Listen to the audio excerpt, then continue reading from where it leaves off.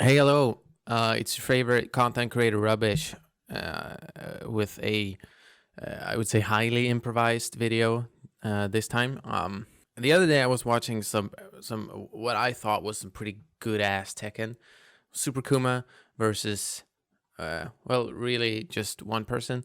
In the end, it was this bracket Red Bull thing. Anyway, so Super Kuma beats Kuiper's ass big time. He fucking like rams it in there, you know. Uh, Post it out and rams it in again. Either way, it was good for me. I liked it. I don't know what that says about me, but whatever. I did, however, notice the ever occurring bitching and moaning about character picks in Twitch chat, which maybe I should get over myself. This is bound to happen. Might not be much of a well kept secret or anything, but I personally like Akuma. I'm like a fan of the character, and I you don't have to like Akuma. That's fine. You can fucking hate any character you want. I really fucking hate Kunimitsu, for an example. So here's hoping she's not in the next season. No, God! No, God, please, no! No! Regardless of that, I think there's a pretty clear difference between disliking a character and discrediting people for playing them, right? It's like it's not the same thing to me, right? And if you watched any of my stuff or read my mediums or whatever, I might be harping on about something here, but I think it's like well worth reiterating, right? There's no right way to win in competitive games, right? Unless you break the rules, I guess, but it's pretty clear cut when you punch the guy you're playing at Evo, right? That's pretty clear cut. I'm kind of rambling on here, but when you play someone and they tell you weren't playing the real game, that kind of shit, that fucking bothers me, right? What is the real game? The game is the game, right? I'm playing the fucking game. Give me a break. And people can try to like counter this stance of mine by saying that having very specialized skill sets, like the stuff you need to learn to pilot Akuma, doesn't transfer as well between games or characters as a general one. Maybe you're fucking sick at backdashing and doing down forward 1, right? Yeah, that's true. But fighting games aren't about who can perform the best with their shittiest characters. So I don't know why the fuck people go on about that. Like, okay, fine, I guess. So in the interest of not being a whiny bitch and actually enjoying fighting games, I figured we could take a look at some of my favorite fighting game moments featuring like some busted ass shit from people who practiced dumb amounts of time. Yeah.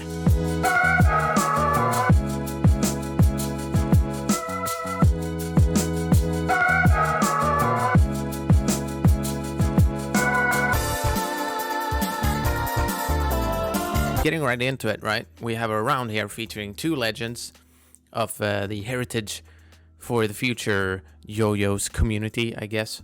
We have BBC on Jotaro versus Now on Vanilla Ice. So I'm gonna be perfectly honest here. This round isn't like, it's not like a banger all around. It kind of sucks, to be honest, kind of boring, until it becomes like a fucking slammer. It goes from 0 to 1 billion, like real quick. Let's just let it play out, and I'll catch you. I'll catch you later.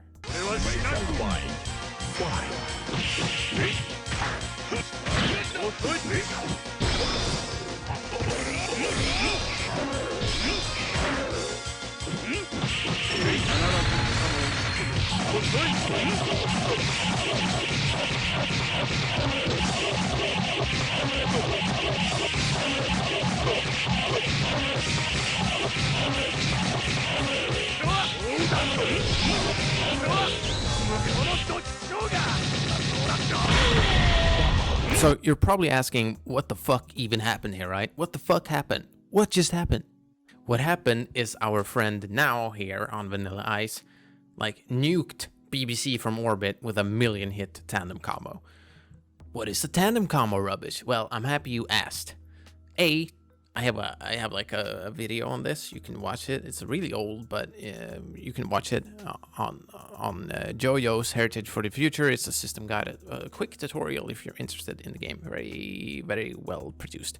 Either way, so in JoJo's, there's this thing certain characters can do that's called a tandem combo. And what a tandem combo does, you input a certain motion, and during the super freeze, you can input attacks for your little buddy to do once the super flash ends.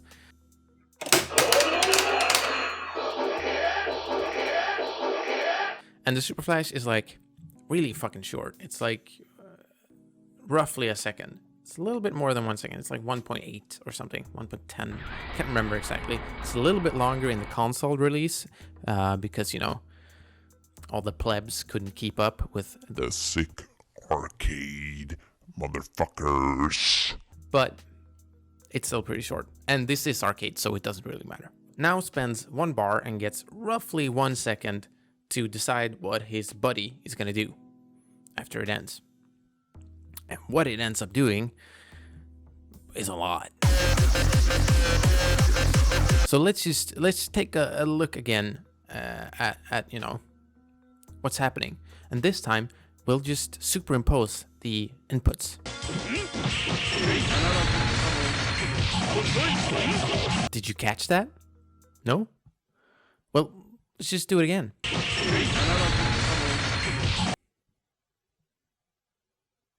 A little bit slower this time.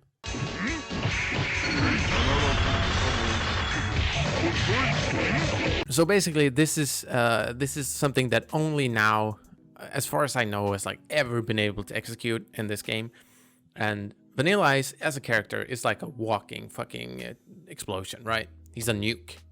He's kind of iffy in terms of neutral. Jotaro here, the other character, is like, he's like the Ken, the third strike Ken of Heritage for the Future. Is like really good, really solid, pretty easy to pilot.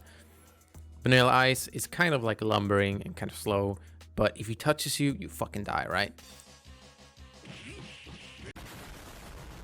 Especially if you're now, then you actually fucking die. So I think this is like really cool. It's one of my favorite rounds from this game ever. Just like because now it's like the only guy that could ever do this. Like this is the one time it happened. Not only does now execute this like 4 billion inputs, specific inputs, also specific inputs, not just mashing thing in about 1 second. He also ends the combo with this like sick walk cancel out of stand on into 6C, punches Yodori right in the fucking noggin, get beamed into super. So it's like, it's exquisite all around. Good shit now. So why don't you know, head over to the video page and give that shit a like, because it's a fucking classic, certified.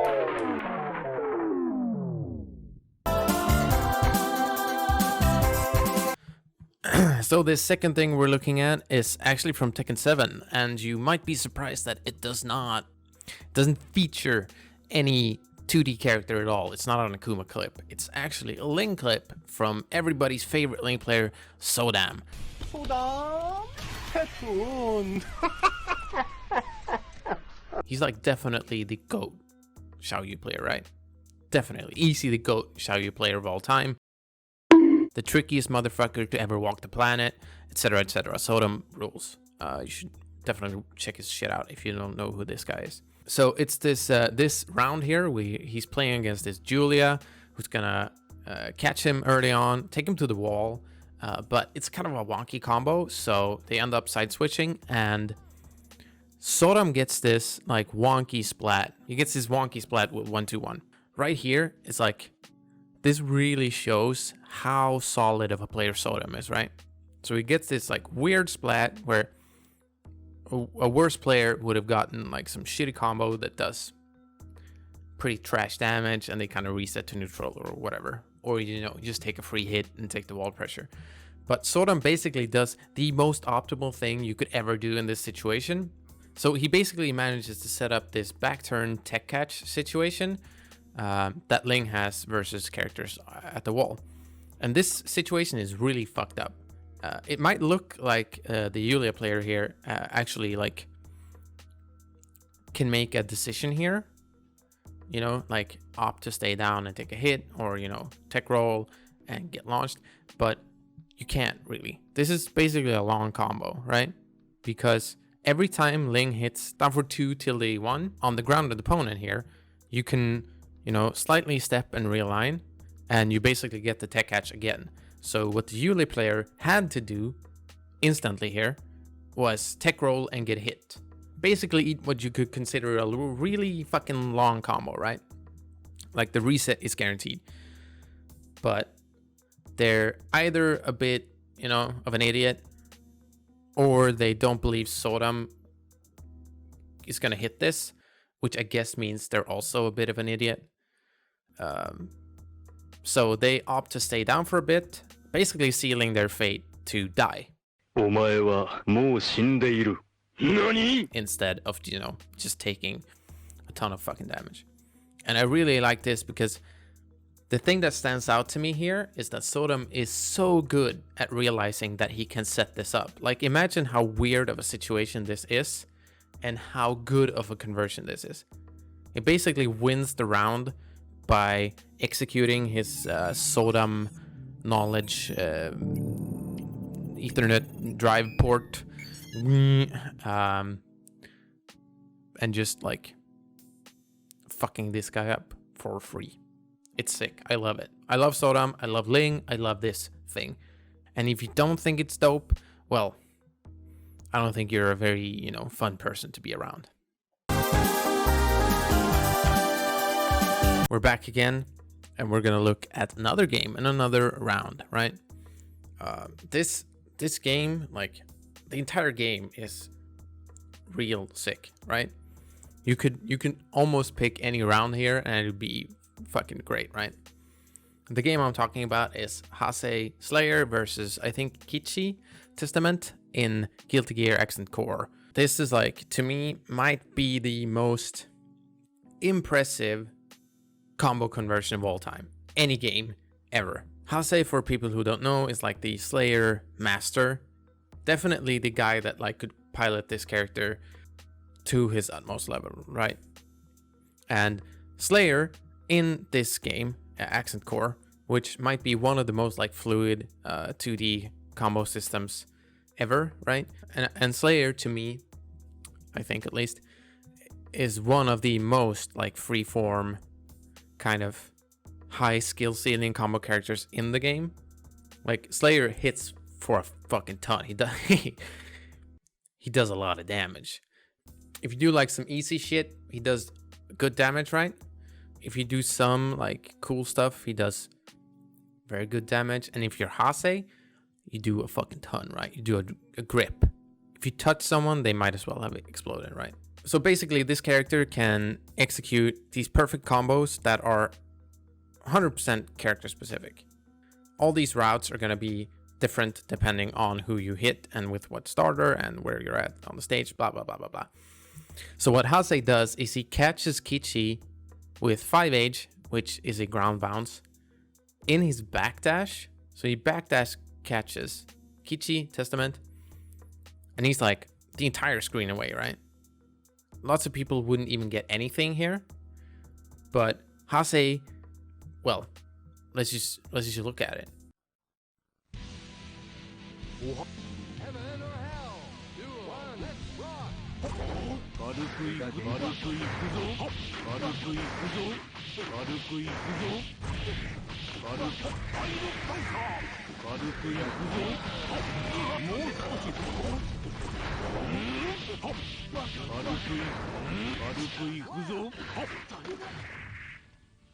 Do you see what I'm saying here? Do you see why this is like mad cool, right?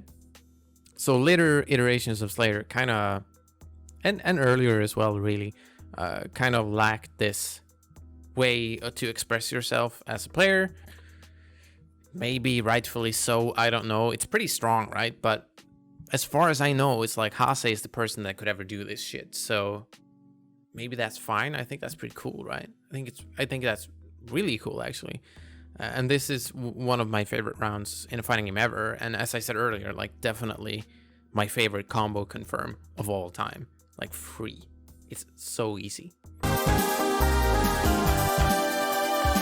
Here we have a really old school set. I think it's from Evo 2004, if I'm not mistaken. It's John Choi on Old Sagat versus Daigo on Balrog. And this entire match, I don't really have to pick around here because the match might be one of the, this might be one of the quickest matches of all time, really, like in any game. It's so quick. It's like 40 seconds. I guess there's that one match from Marvel 3 where Sentinel just like kills the entire team in like, what's that, like 6 Marvel seconds or something.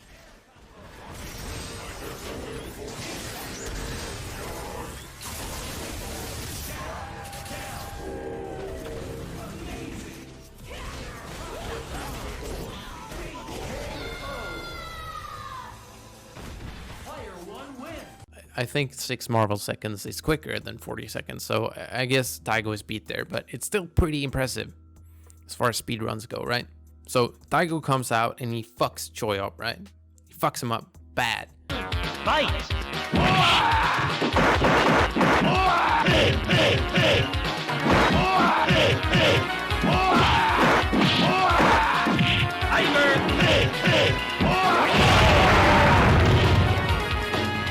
Bison wins!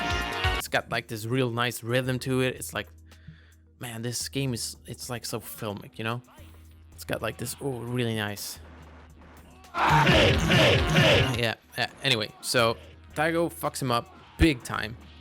And Choi kind of answers back in round 2. And you're like, oh, we're going to go to round 3, right? But no, we're not.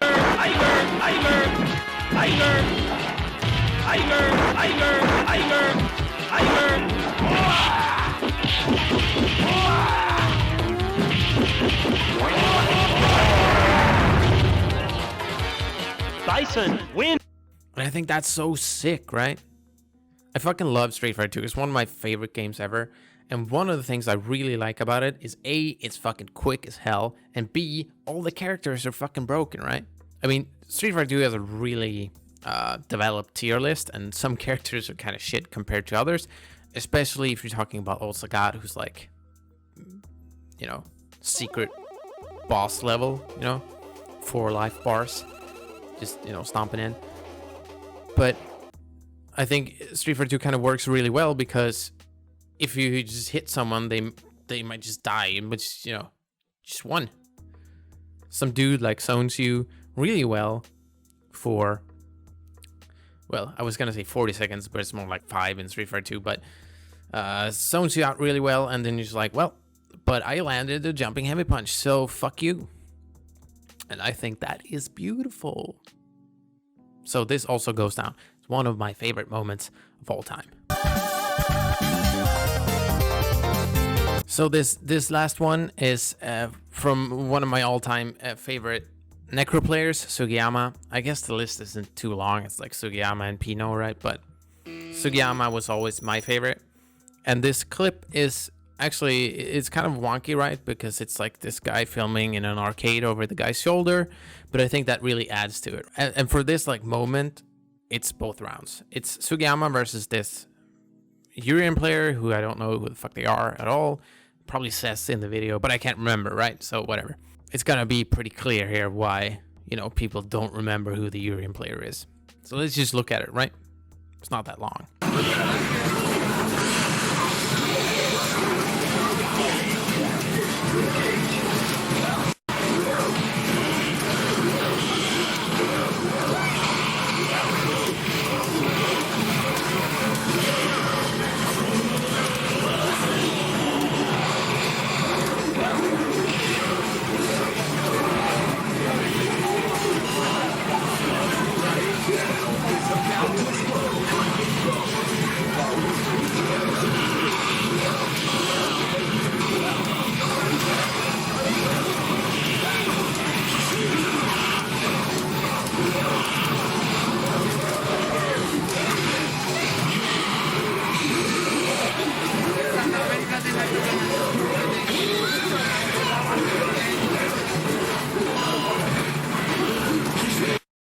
I think this is just like so beautiful. Not only is Sugiyama just executing everything perfectly, like, you know, the elbow loop, like I think it's one frame length, like just fucking slamming Yuri into death. This isn't a good matchup for Necro either, if you're unaware, which makes it even funnier, right? And, you know, in between rounds, Sugiyama is turning to the guy next to him, you know, talking shit. Dude, did you see that? That was so good. He gets a double perfect with the taunt. All the time you're hearing like CVS2 Blanca just like blah, blah, blah, blah, blah, blah. He gets the SS rank in the end. Like, it's perfect. This might be my favorite fighting game video of all time. Especially, it fucking ends with, you know, the goddamn... Like, it's top notch. It's so good. And all these clips kind of highlight things I like that are like, people could take issue with this, right? People could, you know, say it's bad design, that if you practice a thing, you could just fuck someone up, right? You could just fuck them up for free, right? If you can do it every single time, then that shit is free. But, I mean, if you spend that amount of time learning how to do that shit, then you're giving up learning other shit, which I think is cool. I think that's cool. And I'm not saying that people who think, you know, that's a less legit way to win are fucking morons. I'm not saying that. But I do think, you know, you could learn to loosen up a bit. You'll probably have more fun in games. And you might, you know, learn a thing or two.